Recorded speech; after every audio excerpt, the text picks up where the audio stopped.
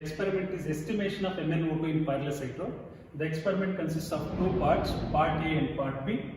In part A, we are going to prepare the standard potassium permanganate solution, and we can find the normality of potassium permanganate using the formula weight of potassium permanganate into 4 divided by equivalent weight of potassium permanganate, which is 31.6.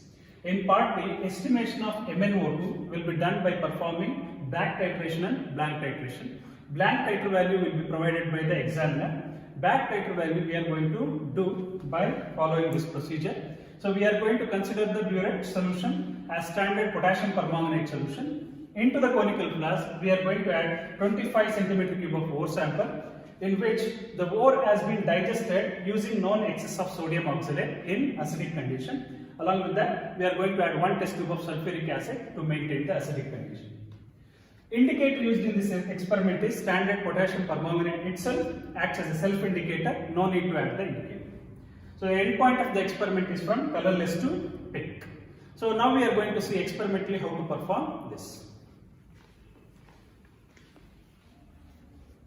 A known amount of potassium permanganate will be transferred to the funnel placed over the 250 ml standard flask.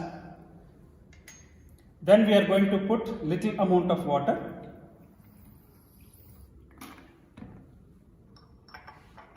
Remove the funnel, swirl the flask, ensure complete dissolution. Once the salt is completely dissolved, make up the solution till the mark, then it becomes 250 centimeter cube. Then put the stopper, homogenize the solution. That solution has to be taken into the burette. So today we have prepared already potassium permanganate solution. It is ready. That has been filled into the burette. The first part is done. Second part is concerned with the ore solution. 25 centimeter cube of ore solution has to be pipetted out. Ore solution is provided here, which is written pyrrolysite ore solution. 25 centimeter cube of ore solution has to be pipetted into the conical flask. So that also has been done. 25 centimeter cube of ore solution is there in the conical flask. To this, we are going to add 1 complete test tube of sulfuric acid to maintain the acidic condition.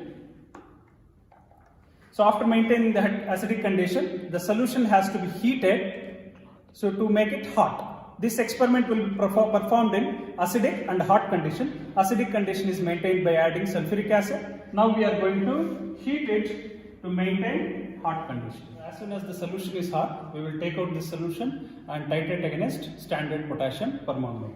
Now the solution is hot, we will take it out and titrate this till the appearance of pink color. Now the solution is colorless, so we are going to get the pink color.